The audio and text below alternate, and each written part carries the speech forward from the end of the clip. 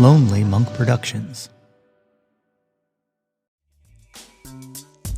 I don't know if y'all have heard Dreamwife's cover of Tattoo's All the Things She Said yet, but yo, that's my Jawn! Hey, yo, displace the guilt and embrace the pleasure. You're tasting things that don't need to be measured. You ain't being judged, you won't get a What's good, friends and family, neighbors near and far? Welcome to an all-new episode of the Yo, That's My Jawn podcast. The podcast, website, brand, movement, way of life dedicated to the embrace and championing of your passions. I am your host, Nate Runkle, a.k.a. Paul Nate Treaties of the House Nate Treaties, a.k.a. Nate 3.0. Back at it again with yet another episode of the podcast. As always, I hope this podcast finds you all in good health and in good spirits.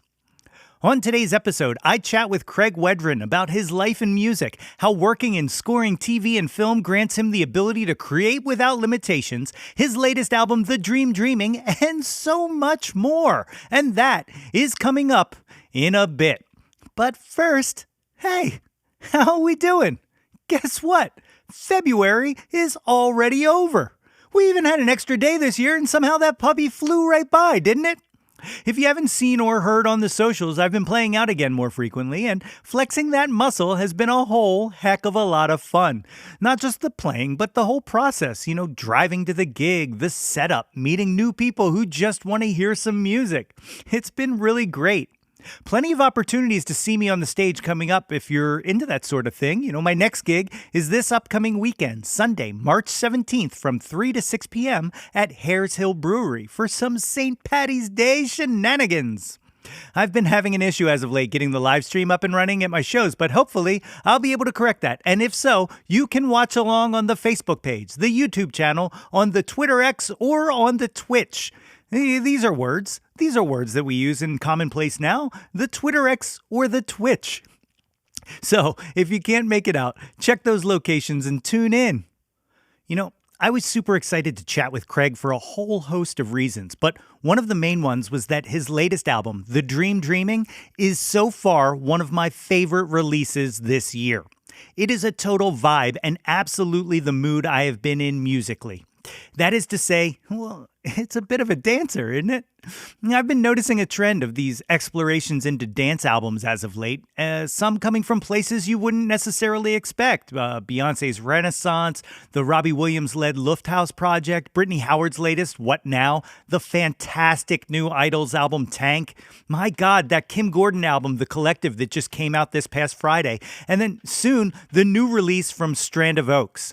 It feels like we've experienced a few years of introspective art that was created during the pandemic in solitude, and now we're entering into this phase of we were all stuck in our houses, separated, and now all we want to do is get together and shake our booties. And I am all for it. I'm a dude who used to love to go out dancing, and there's a feeling that's created when the music consumes you and you're in a room with hundreds of other people being taken over like marionettes by the beat and rhythms coming out of the loudspeakers. Much like live shows, being able to share that energy and that experience communally is to me unmatched. Like the great Ren McCormick said, this is our time to dance. It is our way of celebrating life. It's the way that it was in the beginning. It's the way it's always been. It's the way it should be now. So let's dance. If you're just joining us for the first time, or you're a silly Billy who just hasn't done so yet, please be sure to check out www.yothat'smyjawn.com for the link tree to all of the links fit to click for this show. We've got links to past episodes. We've got links to guest appearances on other podcasts. We've got merchandise. We've got links to the socials. And of course, we have the mailing list. Sign on up for the mailing list to get updates delivered straight into your inbox. And, of course, as always, if you want to help us out, be sure to subscribe to the podcast on your podcast provider of choice and give us a little rate and review while you're there. It seems like a little thing, but it means the world to me and helps me to know that I'm not just sitting here speaking to myself, which I very well may be. Who knows? Well, not me if you don't leave a review. Cool. My guest today is a singer, songwriter, musician, and composer who began his career fronting the post-hardcore band Shudder to Think. Since then, he has gone on to be a highly sought-after composer of music for film and television, including a long-standing collaboration with our pal and former guest David Wayne, his friend since childhood. His latest project, The Dream Dreaming, an 11-song orchestral synth-pop banger that he describes as eclectic and sonically whimsical, was just released independently in January of this year on his imprint Tough Lover Records. Folks, it is my honor to welcome to the show Craig Wedren.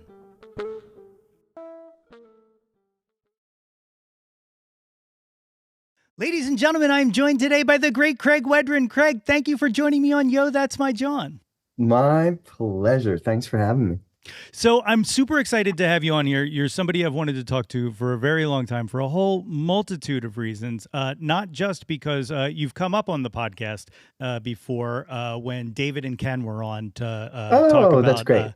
They were on to talk about the Middle-Aged Dad Jam Band, and then, of course, College Stories came about and all that good stuff. And Middle-Aged Dad Stories. When were they on? Last July, I think it was, somewhere cool. around there. That's great. Something like that. I don't know where you live, but have you been to any of the shows? I did. I'm outside of Philadelphia, and I got to see them when they came to town. And man, what a fun show that is! Oh, like, yeah, it's so fun. It's great. You play with them a bit. Yeah, I actually think I may have just I think I missed the Philly show because I had something going on in New York. It was like right around that like New York, Boston, Philly run.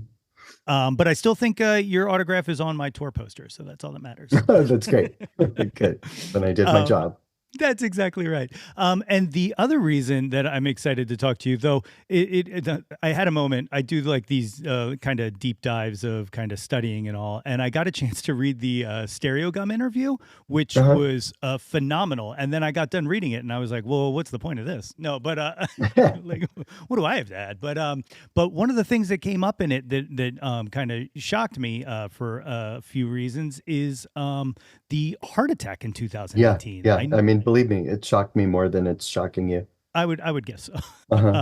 But one of the reasons it shocked me as I read it is because just last night I went to an eye doctor appointment, and the optometrist said she saw something in my eye, and she was like, "You should probably make an appointment with a cardiologist because I see buildup in your eye that tells me you possibly have a blockage." Yeah. Isn't it fascinating? I never knew that the two were correlated until after the fact, started doing a lot of research, and things that can be, but are not necessarily indicators of blockages include whatever, really truly windows into not just the soul, but like the state of the art gear inside of us. It's all connected, man. Yeah, it's crazy. Like I literally just went because I need a new prescription for glasses, Mm-hmm. and then left and was like, "Oh shit!" Like, yeah. How old are you? If you don't 46.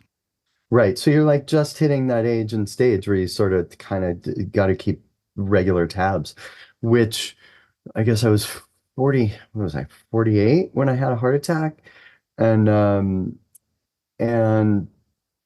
I had kind of just started, and my doctors had just started being like, well, we should start tracking this, especially because there's a family history and because I have a history of cancer.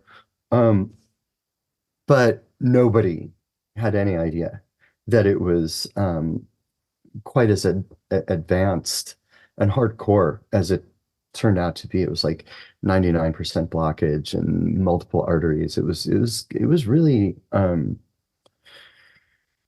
I don't know. How do I put the only real thing I have to compare it with would be my cancer experience, which is in my late 20s, when we were all still immortal, and that was a sort of slower dawning because it doesn't, like, I was exhausted and weak in certain ways, but cancer and the treatment for cancer weren't like a lightning bolt, and a heart attack is a lightning bolt.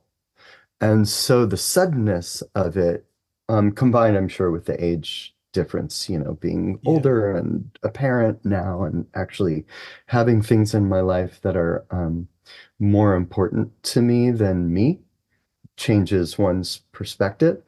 And the whiplash from it was really, I mean, beautiful in certain ways and profound. And also, I simply don't recommend Yeah. Yeah.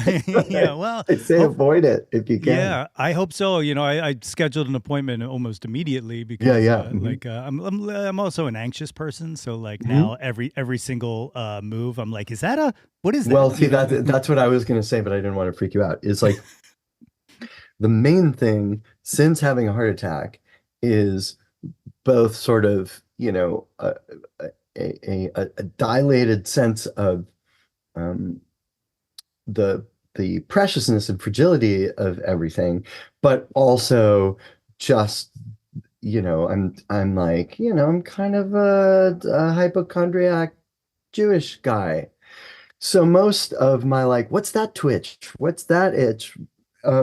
Is nothing.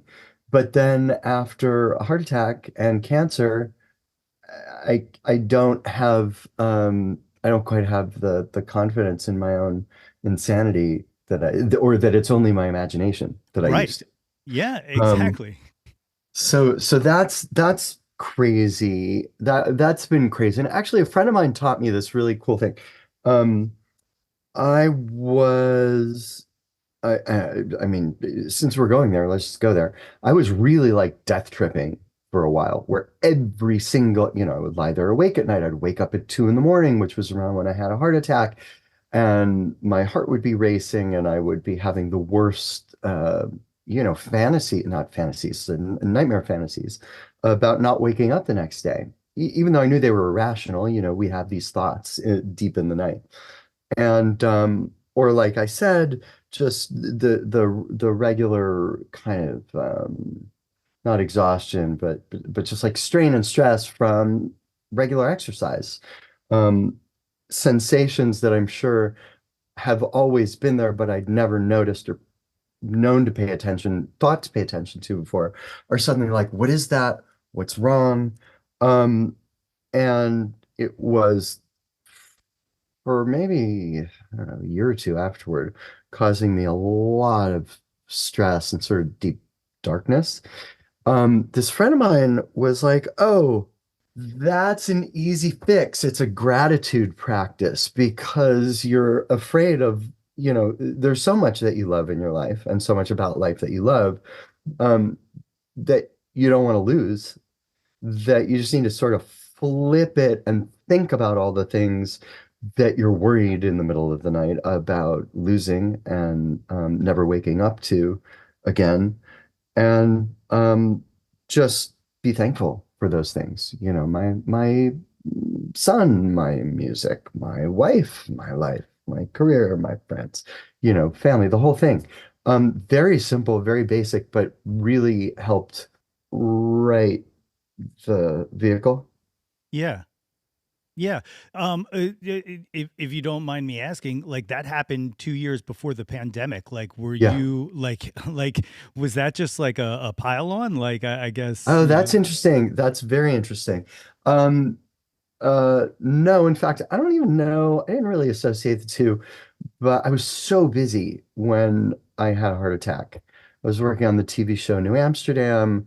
I was working on actually a David Wayne pilot for a show called Today's Special, which didn't get picked up. But I just remember there were a lot of projects happening at once. It was a little bit of a frenzy, and that really shut things down or forced me to delegate a lot, which isn't has not always been my strong suit. Um, and so I think the slowdown or shutdown from a post-heart attack was healthy in certain ways and maybe made the shock of COVID shutdown slightly less radical okay. because I'd already been in this sort of flux. Yeah. And but I don't remember associating the two. And I do remember a sense of relief a little bit that came along with the COVID shutdown, which in retrospect, I wonder if it was related to heart attack stuff that I hadn't had a chance to fully stop the car Yeah. and sort of take a breath, reassess, and just work on, music for music's sake, which actually is where the new record came from. Yeah. That that little window, that period. Um, so I don't know. I guess it was looking back on it, it does feel like one era, but at the time it did not. Yeah. That makes sense. It makes Yeah. sense. Yeah. Like a lot of that stuff doesn't really click until afterwards and you start to Yeah, see the, everything looks so tidy. It's so easy to yeah. put a nice bow around it and tell a good story 5 years after the fact. Yeah. Well, jumping in the speaking of the Wayback, jumping in the Wayback Machine, tell me a little bit Mhm. about growing up. Where did you grow up? So I was born in New York City, but spent my formative years, which is to say maybe 4 to 16 in Cleveland, Ohio, which is how I know David, Oh, actually. He yeah. he was from Cleveland too. So we grew up together there. And then when I was a junior, yeah, in high school, I moved to Washington, D.C., which is where my high school band, which then became sort of my first career band, Shudder to Think, formed. And then I was DC guy for a while, then went to NYU again with David, and that's where we met Ken and Tom and all of the state and kind of my whole friend, crew, squad, collaborator, posse that continues to be the same friend squad now with children who have their own friendships, which is even trippier. That's wild. Yeah, like my son and David's son are super good friends, and Ken's son and daughter. I married Tom Lennon's sister and Tom's son and Megan's and my. I mean, it's so. Um, if you told me that I had dropped dead when I first had cancer, or had a heart attack, that it would have made more sense than it Yeah. actually does. Like watching it unfold in this sort of repeating, glorious familial and like communal playpen, Yeah. it doesn't really seem real or possible. And the older we get, I think the more we all appreciate it. And so we all went to college together at NYU and then lived in New York for about 20 years and moved here to Los Angeles. Like after that whole crew had actually already moved here because they were already making movies and acting and doing things like that. I was still in New York making music, um, starting to do a lot of film and TV stuff. And then Megan, my wife, got pregnant, and so we moved here to LA, That's which is that's where we are. beautiful. Mhm. One of the things you kind of mentioned there about like that friend group and stuff like that, not just the state guys. I mean, like your work with you lived with Jesse too, right? Yeah, Jesse Yeah. Parrots. So Yeah. I guess one of the things that I find really fascinating about you is that not only do you make brilliant friends, but you remain friends and continue to work with each other like throughout your entire life. The friendship blessing has been insane, and that too is something that the older I get, the more I appreciate that it's not a given. Not Yeah, everybody has that, and also it doesn't. We sort of take for granted whatever is our reality when we're growing up, and my reality were these extraordinary, magical playmates from very young age, from before memory, really. And that I mean, it continues now, but there just aren't as many opportunities to sort of go super deep with new people. The older you get, and the more sort of full life is, sure. if you're lucky. I mean, if you're lucky and your life is full, not a downside, but it takes a more conscientious effort to sort of make new friends, which we've been able to do. We, have wonderful friends that we've made since we moved to Los Angeles through different schools that our son has gone to, and just, through making things, making movies, making music, making art. Um, but I do not take it for granted anymore. It's like, Yeah. oh, okay, you know. I was talking about this with Ken actually a few weeks ago. We were because there's some new great people in Middle Age Dad Jam band whom we'd not known before. And we were just talking about what it means when new people come into this like very, very kind of entrenched, established, lifelong fold. And it's fairly open, probably more so even than when we were in college, when everybody was a little bit harder to get to know or less Sure. open. Yeah. Um, and also, particularly with the state, there was a sort of gang mentality, that I think some people found hard to penetrate. Um, It's funny you mentioned that because Kevin was on the show back in March because I did Risk. I did uh, and so tit for tat. I made him come on here, and yeah, good. but yeah, he kind of told like how hard he had to try to kind of break into the group to kind of get involved, and That's so funny. I mean, I don't remember what Kevin's entry was like, um, but I just never imagined. I can't imagine a time without Kevin in the state. He feels like such an integral, forever kind of a part. It was actually tough for David. It took him a while to kind of, work his strange magic and be accepted or have his sensibility be accepted by them. He was in a different blah blah blah blah blah. It's not important, but thinking about it in retrospect, so everybody's sort of softer and more porous now. Um, but there's just not the time that there used to be just to like hang out. yeah, And there's so many great people who continue to to kind of enter the friendosphere. And then it's a question of like how deeply they can be absorbed just because of life. yeah. Well, I mean, and it also makes sense too because like not just from a friendship perspective, but also from collaboration and whatnot. That like it gives you a chance to kind of better know someone and Oh better yeah, for sure. understand someone to be able to kind of communicate on an entirely different level and also be afforded the ability to spend that time together. Yeah, absolutely. And also, there's a sort of psycho workaholism that I possess, and I think virtually all of my friends, particularly the ones from college, particularly the sort of state crew. And I think that's part of what magnetized us was this crazy ambition, constant sort of creative generators, I guess.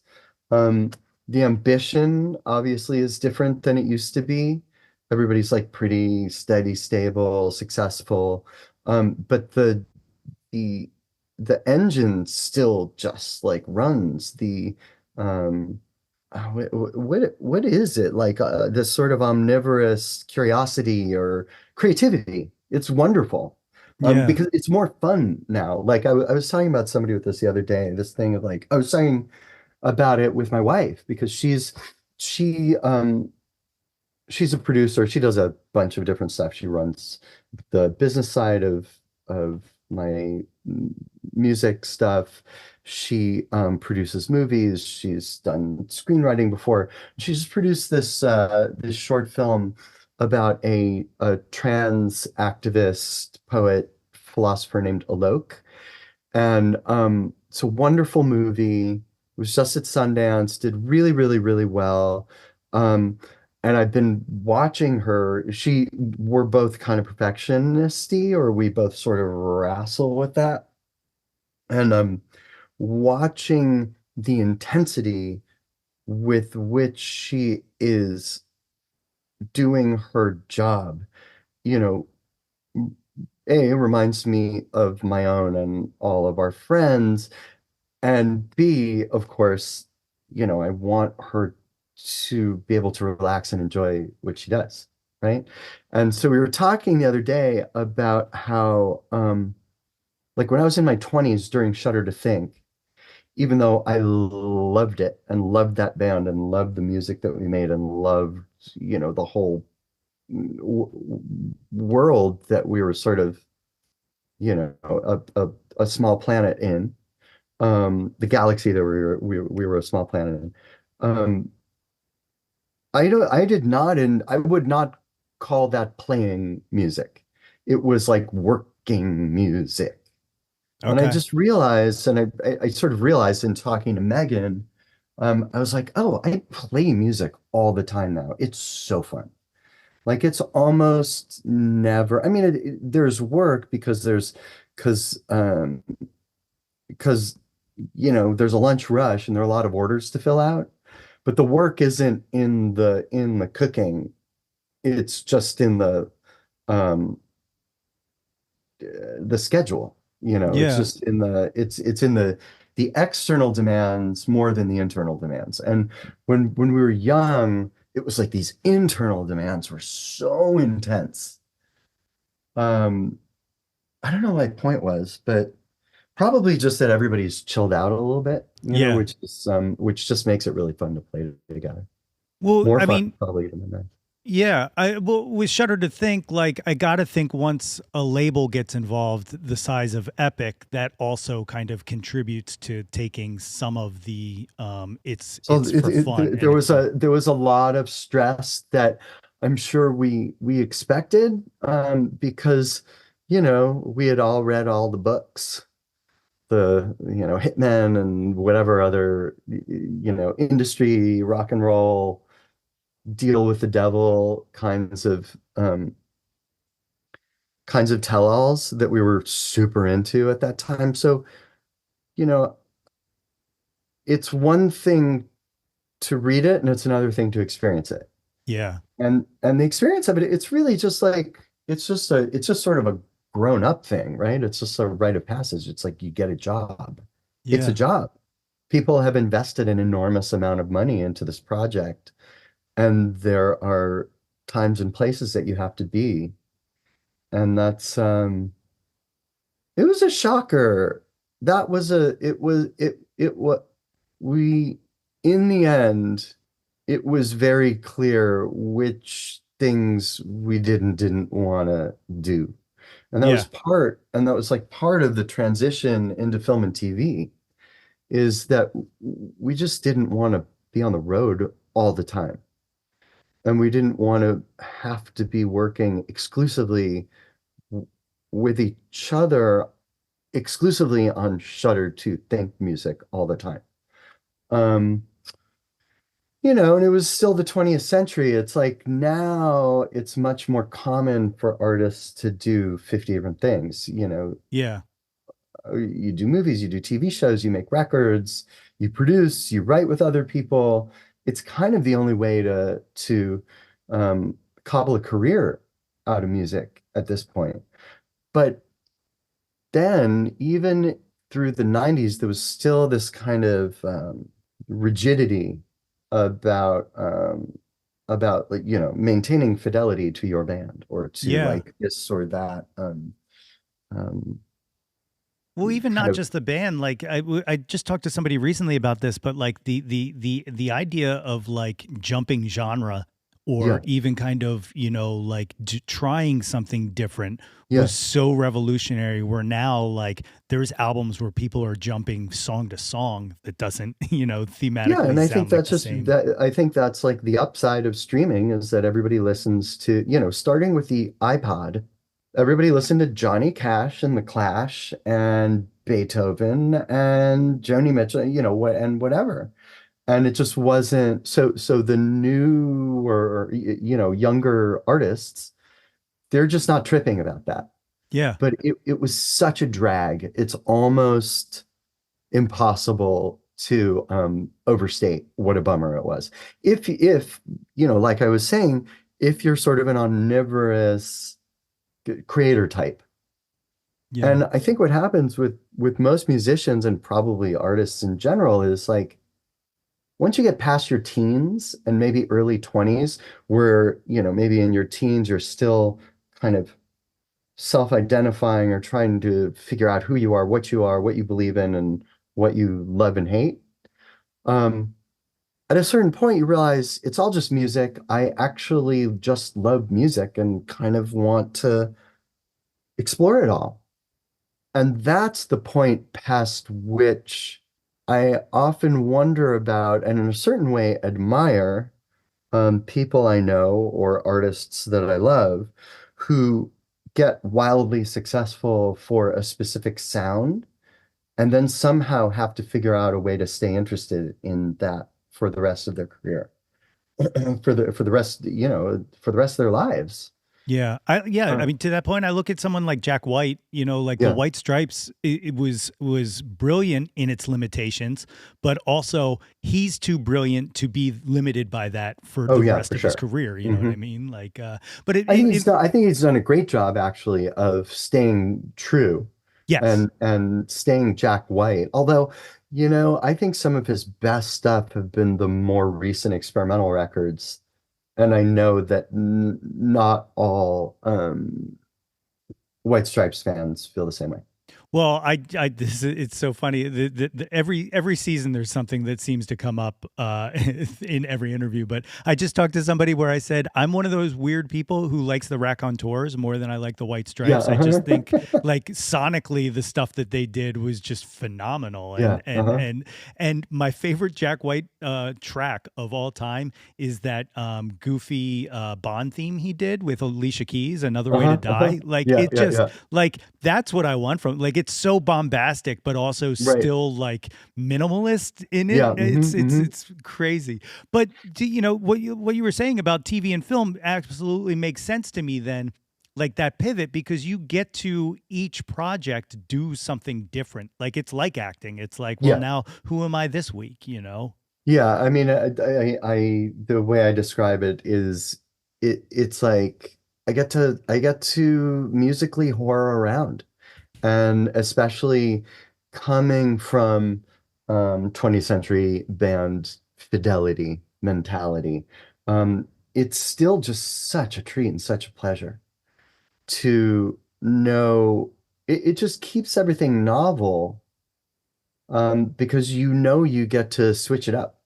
Even if Yeah. I'm working with the same people, it's gonna just have different parameters, different demands, and different requirements just based on the story, So like I could be working with Anna Waronker, who's one of my composing buddies, and just buddies. Well, she's an adult friend, like a lifer, who I met who we didn't really know each other until like the last 10 years or so. But we work on all sorts of different projects together, and not only does it keep everything fresh and exciting, but I think the variety, um, I think everything serves everything else, So we could be working on a comedy one season and then working on Yellow Jackets, another season. And somewhere in there are comedy chops that we discovered or developed from the season before are going to work their way into Yellow Jackets. And that's, I don't know, it sort of guarantees there's a built-in growth mechanism, which I like. Yeah. Well, I think what back to Shutter though. What excited me was we talked about Jesse a little bit, but the First Love Last Rites Hmm. soundtrack was kind of like a revelation because it kind of gave you guys a chance to paint with a different paintbrush it almost. was huge. It allowed us to, and I remember when it came up, and Jesse, he was making his first movie. He had been doing a lot of music videos. He'd done a couple Shudder to Think videos, all sorts of huge MTV sort of alternative era videos at the time. And he was making his first movie, as a lot of filmmakers of our generation.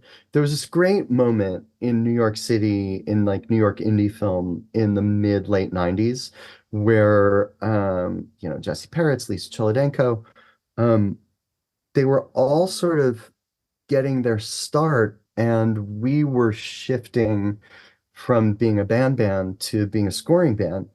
Um, Jesse was a close friend of ours, and he knew that he couldn't afford to license all of this genre music for his cozy, low budget, intimate indie film. And so he asked us to write all these songs, and we were perfectly perched at the time between the two worlds, where we had enough clout and enough friends, that we could get like Jeff Buckley and Billy Corgan and Liz Phair to sign on to essentially sing on like demos that we were making in Yeah. like Jesse's apartment and Nathan's apartment, and wherever I was living at the time. And it just opened the it was like a huge exhale. And it was like right after I had gone into remission from having had Hodgkin's disease. So I had just gone through like chemo and radiation. And it was just a very dark time for me and for the band. It was very tender and very sweet in certain ways too, speaking of like preciousness, being reminded about what's important. The band had not really been getting along that well, or we had sort of, we'd been going through all the things that bands go through, like you were saying, when you sign to a major, um, creatively, commercially, interpersonally, ego-wise. We were all at the end of our 20s and sort of at the end of our band rope. And First Love Last Rites, thank you, Jesse Peretz, really allowed us, it just let a lot of light in where there had not Yeah. been for a while. It had been dark for a while.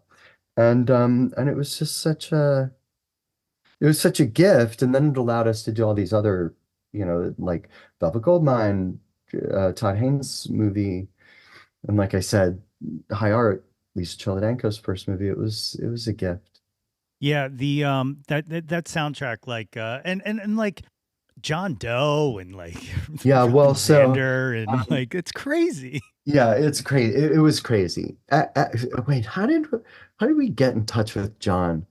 X is my favorite band of all time, and probably Nathan's too. Nathan and I grew up as teenagers in DC, obsessed with X. And all my friends in Cleveland, we were obsessed with X. So it was definitely through somebody else who was on that soundtrack, but I don't remember who. But it was this wonderful chain of people, and because of the status, honestly, mainly because of the status of Billy and Smashing Pumpkins, it opened a lot of doors. I mean, Jeff, as far as we were concerned, was legendary, but not actually commercially, you know. Right. Yeah. He just, he for whatever reason, I think because of some of what we were talking about before, that there was this sort of genre rigidity still stuck in the 90s, that Grace wasn't, um I mean, that's some like Court and Spark, Joni Mitchell level, like Miles Davis level stuff. But it was almost too, it's weird to say that it was ahead of its time, because there's something very classic and traditional about Yeah. what he was doing. But it didn't fit in anywhere. Yeah. That album owns my soul. But Hmm. as much as I even say that, like I want someone badly just slays. I mean, I like know. it just slays. And that was actually a question I was going to ask, which is very random. But do you have those isolated vocal tracks? We must have them somewhere. I don't think I have them digitized. I bet it's so funny. I remember different eras of recordings based on the format that they were recorded on, Makes because sense. formats were changing so fast around the turn of the century. You Yeah. know, things weren't quite fully digital yet. They were sort of like half analog and half digital. And I remember, so Nathan wrote "I Want Someone Badly," and the version I love the version that he sings too. Um, and then we recorded it, and then we re-recorded it with the full band, and then we had a session with Jeff. But I remember vividly being at Nathan's recording on I don't even know what it was. It was some like mini disc DAT thing. And so the tracks exist somewhere. I just don't know what format. I don't Yeah. know who's got them. I would bet that Sony has them, That would because actually make sense. that was an Epic Sony release, and that shit is vaulted, right? So I have all of the Discord stuff that Shudder to Think did. I have a ton of, weird like radio promos and things like that too. All the multi-tracks for all of that. But Pony Express record 50,000 BC, First Love Last Rites, we don't have access to, Oh, it's a drag. Yeah, which is because I crazy because I mean, that stuff, well, I would love to remix and revisit some of the First Love Last Rites stuff. Not I want some badly, and Speed of Love were both beautifully recorded.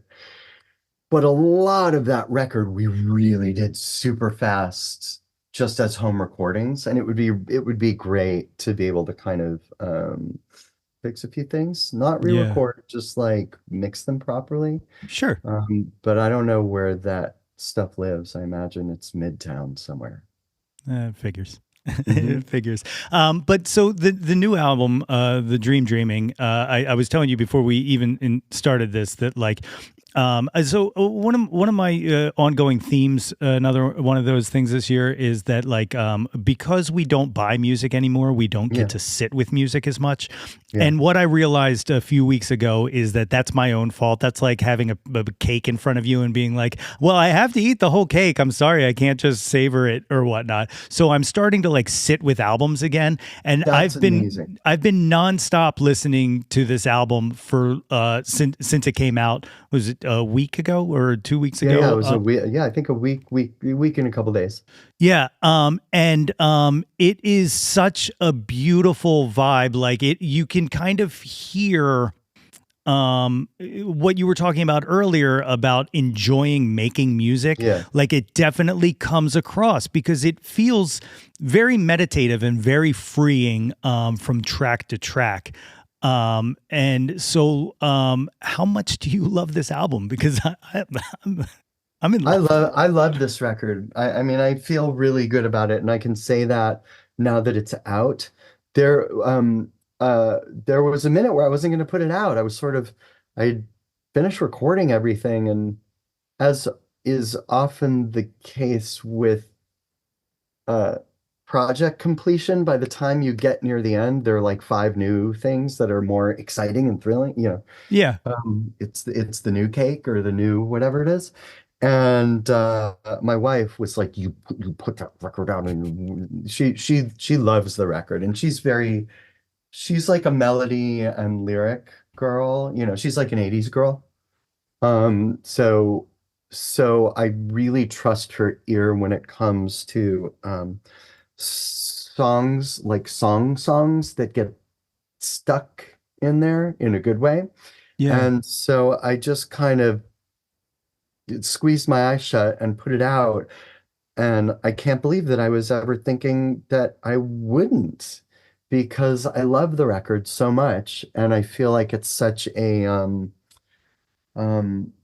such an honest expression of whatever the hell, all the different things that were going on. Basically, I don't know. I guess I was started working on it in earnest during COVID.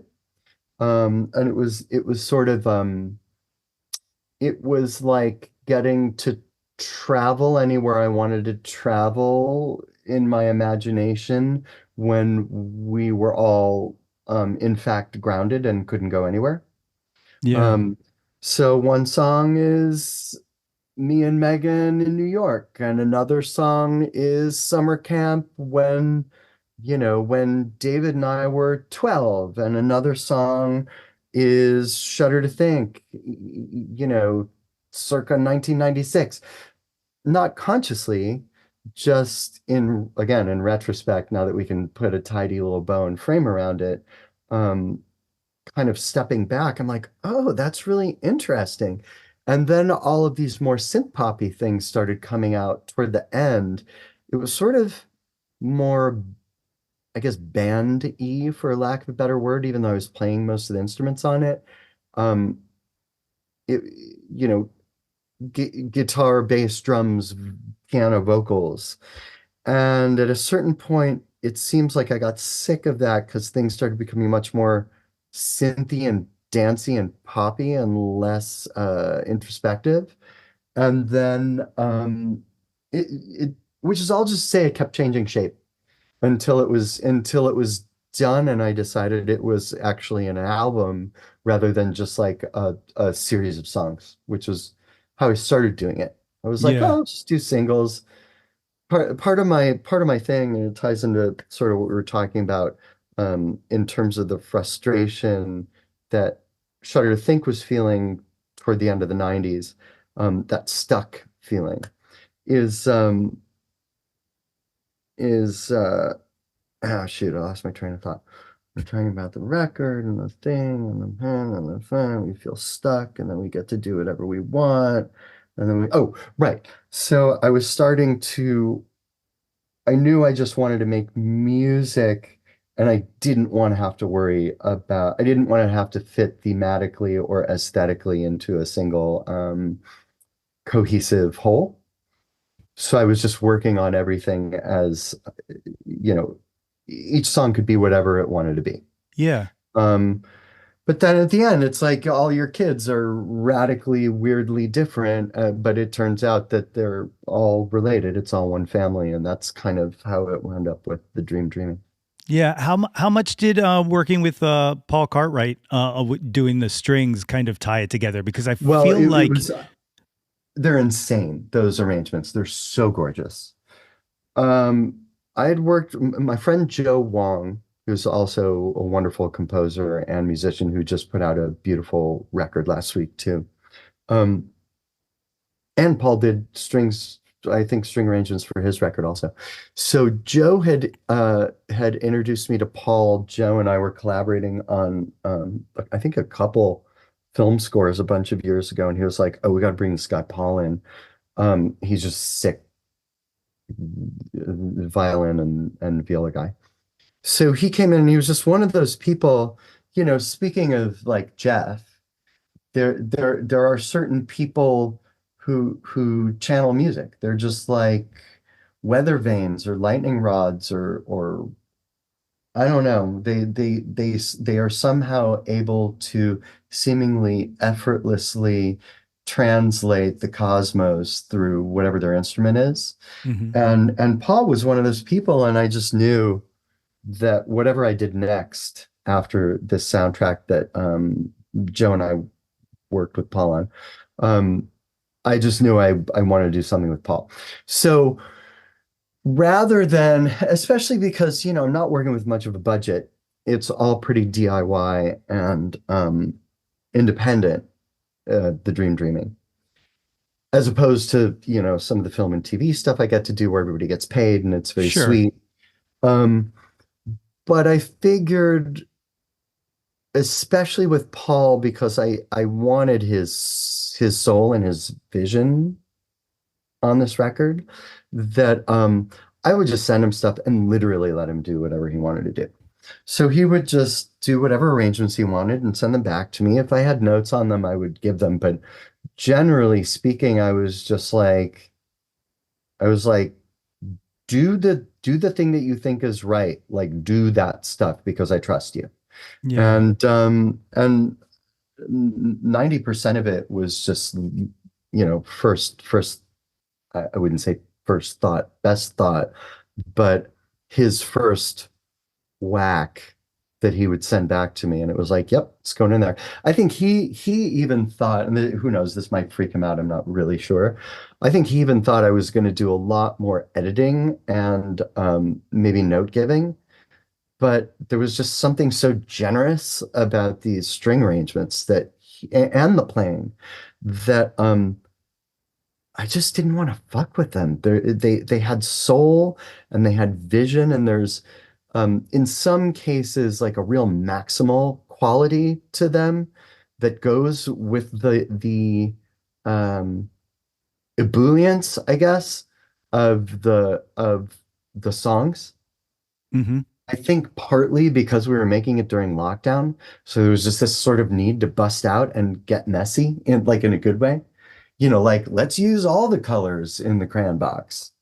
Not all the songs are like that, but there's a good oh, we let the kids into like grandma's closet and they put on all the clothes, Yeah. you know, Yeah. which is great. It's awesome. Is there a plan for a vine? Is there a vinyl? I'm working on it. I Okay. don't know when it's going to happen, but that process has begun. Excellent. That's a day Yeah. one purchase for me. That is good. Good. That's awesome. At this time, I'm going to run through the questionnaire that I ask every Cool. guest. It's called the Jauntlet. It starts with the one hit wonders, and this is just in segment name only because clearly they Uh-huh. are not. But the first one, Billy Joel or Elton John? Who do you prefer? Oh boy, that's so hard. Well, I would say here's how I'm going to judge that because I can't make a choice. Um, I would say on the one hand, I would not be who I am without my mom's copy of Elton John's Greatest Hits and Madman Across the Water that were in her collection when I was very, very little. So, also he was sort of a flamboyant, speaking of going into his grandmother's wardrobe and putting on all the clothes. And prior to Kiss, that was like sort of a North Star for me, a true north for me. That said, I think that that a greater percentage of Billy Joel's output is more consistently high quality than Elton John's. Part of the reason is that Billy Joel, quote unquote, retired Right. in the early 2000s, and Elton John continued to make whatever the hell Elton John makes these days. Um, Also, Billy Joel's voice uh, still sounds to me like Billy Joel, Yeah. and Elton John's voice changed so radically. So I'm gonna go with Billy Joel. Oh no, I can't do it. I can't split It, the baby. it's fair. It's fair. Have you heard the new Billy Joel song though? Because to Mm. me, it kind of sounds like he's doing Elton, but doing Elton better than Elton's done in like the past 20 years. I know, I love it. I loved it. And I immediately texted David and Ken when I heard it the other day, because they're big Billy Joel fans. Yes. And I don't know, David was sort of like he was a little chilly on it, which I couldn't believe. Wow. It got in there for me. I'm gonna give it up for the new Billy Joel song. Yeah, it's good stuff, man. Debbie Harry or Joan Jett? That's also boy, these are like serious questions. That's right. Well, Joan Jett solo over Debbie Harry solo, and Blondie over Blondie LPs over Joan Jett LPs, That's fair. right? Yeah. But I fucking love Joan Jett. I feel like, I mean, I suppose, we all live in our own little online silos, but in my silo, Debbie Harry is like the queen of the internet. Like she owns my feed. Okay, I like that. Yeah, she just shows up everywhere, That's and it's great. awesome. I've been telling, I'm trying to put this out. Sometimes I like to just say things over and over again until somebody manifests it and it happens. And Yeah, I'm just good. going to say it here. I just rewatched recently the Joan Jett, Michael J. Fox Light of Day. Light of And, Day. It was filmed and in Cleveland. yes, yes. And here's my thing that I'm just pitching everybody. And since you do film scoring, Some of you that. might be able to make it happen. Here it is. Don't you think they should remake that with Phineas and Billie Eilish? I don't remember what happens in Light of Day. Is it a brother sister thing? It is a brother sister thing. Yeah. That would be amazing, but they have to shoot it in Cleveland.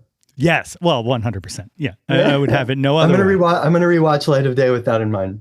I will throw this out there. And look, I'm not a fan of piracy, but there may be a copy on YouTube. I don't know. You could do a sort of AI proof of concept. I didn't even think of that. That's actually, I might, I mean, if we're going for piracy, let's just do the whole idea. let's just speed it up. Yeah. The next one, Aretha Franklin or Tina Turner? Well, I feel like they're radically different. I mean, Aretha through the mid 70s and then Tina. Yeah. Yeah. That absolutely tracks. Here's one that's interesting. Nirvana or Pearl Jam? Are you allowed to vote for people who you've played, like you've toured with? I don't think that's fair. I don't know. I wouldn't want to. I wouldn't want any of my friends from any of those bands to. Yeah. So I'm gonna abstain. You abstain from that one. That's Yeah. fair. I was thinking about it as I was like running down this before I was like, wait, can I even ask that one? I don't know. That's weird. Can't ask. Yeah. Next one, Janis Joplin or Stevie Nicks? Well, I mean, Janice's voice and her soul, and Stevie's songs. Okay. Yeah, I like it. I like it. The big cliche, Beatles or the Stones? Um, I'm just gonna tell. I'm gonna tell a story from. I went to a Grammy party the other night, like an after Grammy party, and there was some dancing happening in one of the rooms, and there weren't very many people. There were maybe like 20 people on dance floor, something like that, and they were just playing disco. It was great.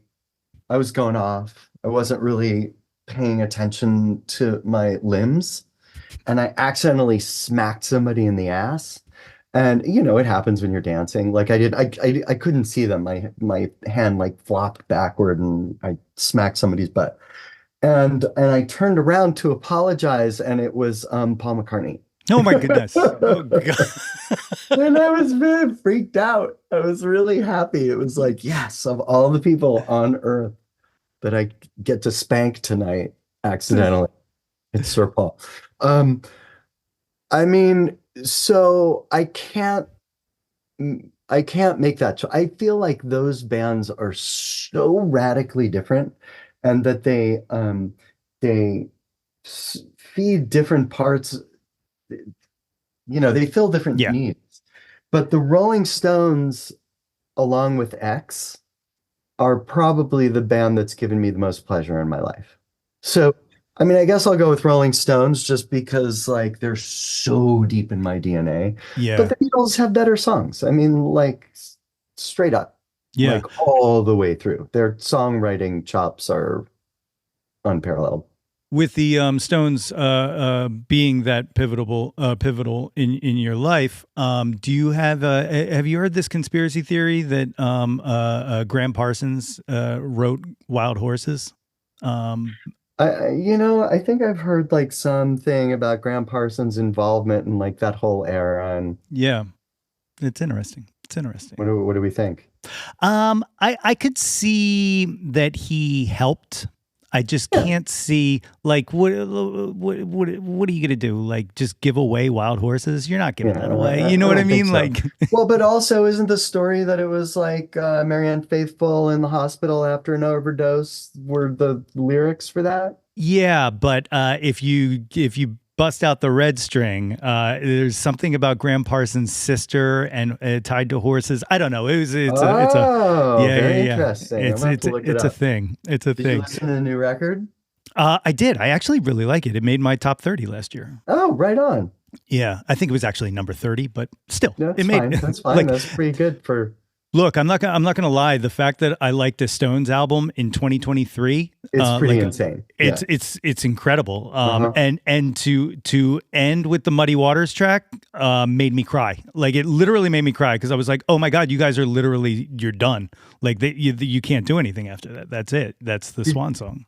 did you listen to the blues one that they did? It was like all blues covers Yeah, probably 10 years ago, I guess. I thought that was pretty great, yeah, it actually. was great. Like I would love to. I really like when they were doing those New York shows around the release of the album. Like I would Yeah. have loved to have been because like that's what I want. I don't want to go see them in a stadium or something. I just want to be in a room where they're just playing because Yeah. like my God, like they're still so tight. I would be pretty psyched if they did a thing at the Sphere in Oh Vegas.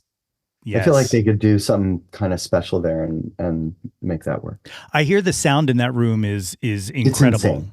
It's You've insane. been? Yeah, we went to see you two there a few months ago. That's wild. I married into I love you too, but I also married into like an obsessively nutty U2 family, like Chicago Irish 80s. Uh huh. Yeah. Tom and Megan. Yeah. It all But makes sense. It all yeah. makes sense.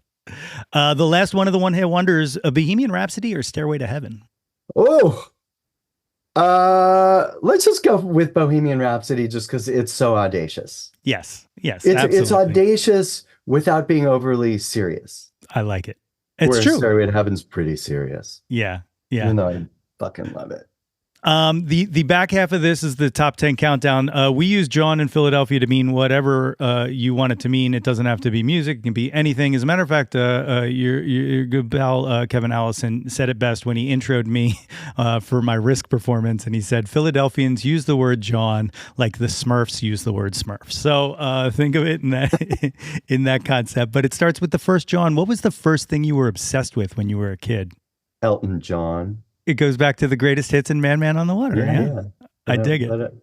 but I'm gonna give him a Jawn last name, Yes, yes, yes. surname. Number two, what's your current John? What are you into right now? What am I listening to lately? I've been listening to a lot of dance music, like a lot of disco and a lot of like club. Like I've been listening to what's it called? Like Jersey Beat. Is that what Okay. even? Is that even? I'm literally gonna look on the Spotify playlist and see what it's called. I think it's called Jersey Beat. Yeah, it's just been I've been listening to Jersey Beat and Bonk, Phonk. Okay. I don't know. I couldn't tell you what distinguishes one from the Yeah. other, but I've been listening to those playlists a lot, especially since I got the new subwoofers put installed in my studio. Nice. There's like a Um, lot of bass lately. it's funny. Like I feel like, and I think it's kind of a post-pandemic thing that, like, I feel like we're about to explode in kind of a dancey kind of I thing. think I think that's what it is too. It's all I want to do is dance. I keep making people dance with me in the studio, who think that they're, you know, past the age that they actually want to do that until they start doing it. And then it's like, all right, this is what all bodies need. It's Bodies and awesome. souls. I love it. And then you Uh, get to accidentally, you never know whose ass you're gonna smack. that's right. You might ham smack a beetle a knight. Exactly. You hit a knight. That's right. A night. Number three, what was your first concert? First live show? Well, the first arena show that I went to, I used to go to, I grew up in Cleveland. My dad lived in Columbus. So there was always like the Ohio State Fair, you know, which would have like the Osmonds or whatever. But the first proper arena rock concert I went to was Foghat and the Outlaws at the Cleveland Coliseum. Wow. And we had front row center seats courtesy of Jeff Golenberg. And the main thing about it was that the Foghat merch were just these baseball caps that said fog on them. I would kill for one of those Yeah, I know right you now. do. Number 4, what was the last live show you went to? Last concert? Uh, what was the last show? Was it Fever Ray? I don't know. Fever Ray is what comes to mind. One of Okay. my favorite bands, and definitely one of my favorite live bands. Awesome.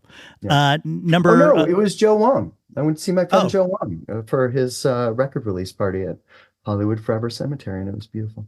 that's awesome. Also, I'm going to have to check that album out just on your praise alone. I'm Oh, excited and to then hear it. last week I went and saw a room full of Teeth, who are this like contemporary classical vocal group, which was just beautiful. And Mary Lattimore, who's a magnificent harp player, opened. Oh yeah, I've been going to good shows lately. It was Yeah, I good. was just going to It's say, a it good sounds run. like a Solid. good Yeah. run. Number 5, what was your favorite concert? What was the best live show you ever went to? Um, I don't know what the best live show was that I went to, but Charlie XCX at Coachella last summer was beyond my wildest dreams and so totally cathartic and life affirming. I loved it. That's awesome. Great Yeah. answer. Great answer. Number 6, who have you never seen live that you wish you would have? They can be living or dead. I was literally just thinking about this the other day. I'm thinking, I can't believe I never saw that person. I kind of can't believe that I never saw Joni Mitchell, you know, uh, let's say the 80s would have been the earliest that I would have been able to see her, but like a 80s era Joni Mitchell, I'm kind of sad. And I really kick myself, but not as hard as my wife kicks me for missing Kate Bush when she did those Oh, run of man. shows like 8 years ago or whatever. Yeah. Wow. I'm Yeah. still waiting for this Kate Bush Big Boy song that's been promised for I like the know. past That's five, been six, done for 7. like, Yeah, like this just make it happen. Somebody I make it know. happen. I know. I'm But I'm I'm kind of bummed that I never saw Outcast either. yeah, yeah, definitely. Definitely. My answer to that question is someone we spoke about, and it's a very hyper specific show, and that is Jeff Buckley played. I don't know if you know the Grape Street Pub in outside of Philadelphia. Is this small little club. I used to play there a bunch, Yeah. and I guess he came through and just played there one night while working on sketches. And goddamn, like I should have been Yeah. Yeah. there. Goddamn, I should have been there. Although by the time he was working on sketches, it was a different band. I mean, a wonderful band, but the Grace era band, you just Oh can't yeah. can't beat it. It's phenomenal. Number 7, name an unappreciated John, something you wish had a little more shine to it. I'm gonna go with Mind Science of the Mind, which was a Nathan Larson side project that he made in the mid 90s, like around when we were doing Pony Express record. And Jeff actually played bass in the live version of it. He didn't play on the album, but it was Nathan, Joan Wasser, Mary Timony, and Kevin March. It's a great record. I think he's going to Wow. re-release it at some point. Awesome. That's awesome. Number 8, what's your favorite album? Well, I'll just go with the two that come to mind per our conversation. Yeah. Wild Gift by X, Sticky Fingers by the Yeah. Rolling Stones, and some amalgam of the first two Pretenders records. Definitely. They're Like like, that. man, they were on fire, weren't they? Oh, Like, they were just so good. that, you know what? I can't believe I never saw Pretenders Mach 1. Okay. Yeah. I saw them later, but I used to say my one of my answers to that was the Talking Heads, but it turns out I saw them at the Philadelphia Zoo. They did like a 7-song set, and I was 2 years old, so oh, it that's counts. the best. So it counts. That's kind of even better. Yeah, right. No judgment, just Yeah, I'm sure I loved it. yeah. Number 9, name an artist whose output you'll consume anything they release. Ooh, I'm there are people I'm always curious about. It doesn't mean I will consume it. I will judge it. But like I'm always curious and interested to hear what Paul Simon is up to. I'm always curious and interested to hear what Joni Mitchell and Kate Bush are up to. And I'm sure there are 1,000 other people. Those are the ones that come to mind. No, it's high class. That's high class. Those are excellent choices. The 10th and final of the top 10 countdown. What is your favorite Jawn of all time? It can be anything you want it to be. I'm going to go with David Lynch. Wow. Yes. I would talk to somebody about this once, but there's an alternate universe where because he was desired for this role, where David Lynch directs Return of the Jedi. And I want to live in that world. I know. It's so close to our world, but we can't quite pierce the veil. I know. Some other life. In some other life. I said Disney Plus should back the truck up and give him like one of the ancillary background characters and just be like, go David Lynch crazy and make a Star Wars one shot of this character. That would be amazing. Or we're just again like do your AI version of whatever you want. That's right. You know, I keep forgetting this. You did around the release of Adult Desire, you did the VR thing. These Apple lenses do you think the Apple Vision Pros? Yeah. Do you think that we might have hit something here? Like, if I keep thinking that like something's got to click with VR, like something's got to Oculus, click because it's so rad, but it just doesn't seem to.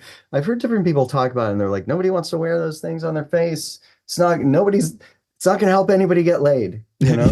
Yeah. But I haven't tried it yet. I'm super curious to try it.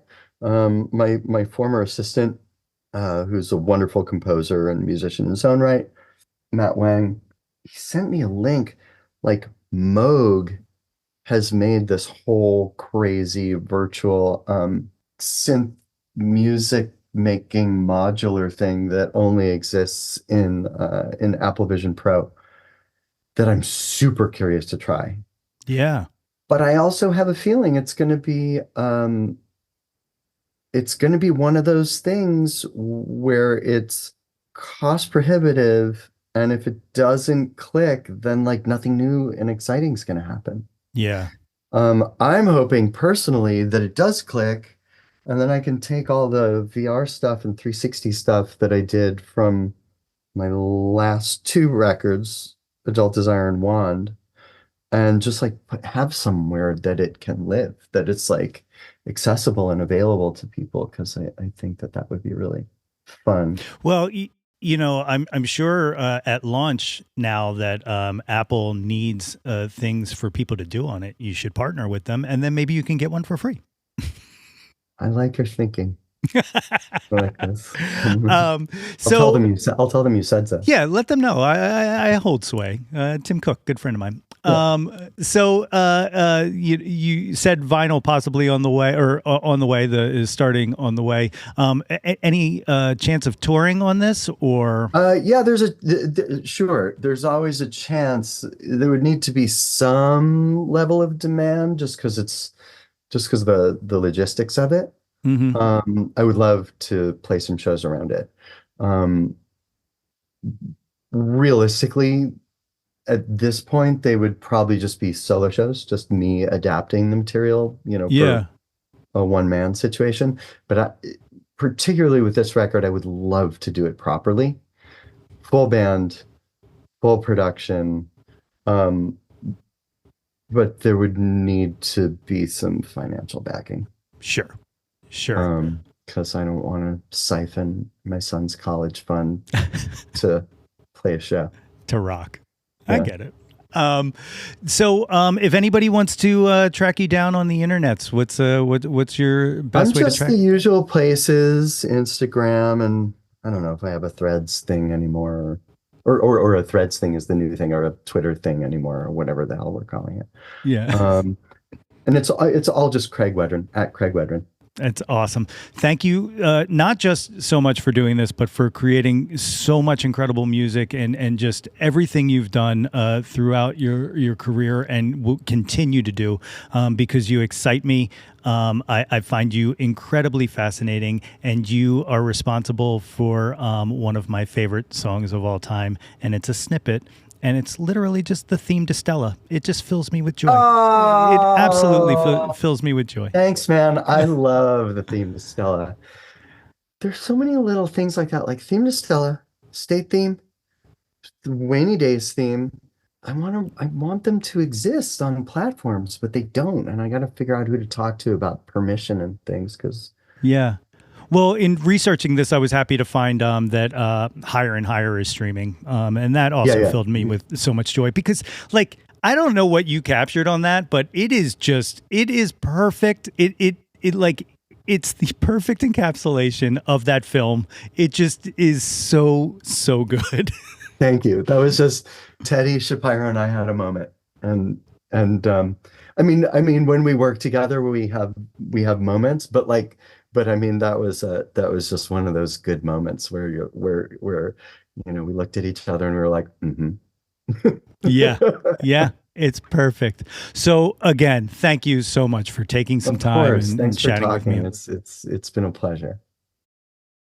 My thanks again to Craig for joining me on the show today. Craig's latest album, The Dream Dreaming, is available now wherever you stream music, with a vinyl release coming soon in the near future. You can find out more about Craig and links to all of his socials at www.craigwedren.com. Links to all of those, as always, are in the show notes. If you haven't done so already, please be sure to subscribe to the Yo, That's My Jawn podcast wherever you get your podcast from. And yo, it is not too late to get yourself a super awesome Jawn Scout Merit Badge for Citizenship of the World just by rating and reviewing us. Don't forget to visit www.yothat'smyjawn.com for the link tree with links to articles, merchandise, all of the previous episodes of this podcast, guest appearances on other podcasts, and more. And while you are there, be sure to sign up for our mailing list to get all of the updates delivered straight into your inbox. Like us on Facebook at facebook.com/YoThat'sMyJawn for updates and live streams. Follow us on Instagram and Twitter X and Threads at Yo That's My Jawn, and search Yo That's My Jawn on YouTube to find the Yo That's My Jawn YouTube channel. Like and subscribe the heck out of that ish. We want to hear from you. Reach out and touch some Jawn. Guys, don't forget to tune in to hear me every Monday from 5 to 8 p.m. on Why Not Radio. That continues to be so much fun. And this Thursday, we are back with an all-new episode of the Tabletop RPG actual play podcast that I produce, Oops, All Bards. So be sure to check that out too. You know me, just staying busy. Blue skies. Until next time, everybody. That's my Jawn! Displace the guilt and embrace the pleasure. You taste it, things that don't need to be measured. Yo, That's My Jawn is a Lonely Monk production. Written and produced by yours truly, Nate Runkle. Theme song by me, under the moniker Nate 3.0. Special thanks to Fox Run Brands, DX Ferris, Andrew Scott, Maggie Poulos, Dan Drago, Natalie Runkle, and the beautifully vibrant and wickedly stunning Katie Daubney. If you or anyone you know has any ideas they would like to share or any guests they would like to hear on the podcast, please feel free to reach out to us at yothat'smyjawn@gmail.com or hit us up on the socials at yothat'smyjawn. Until next time, be sure to displace the guilt and embrace the pleasure. Tilt your head back and shout to the world, Yo, that's my Jawn.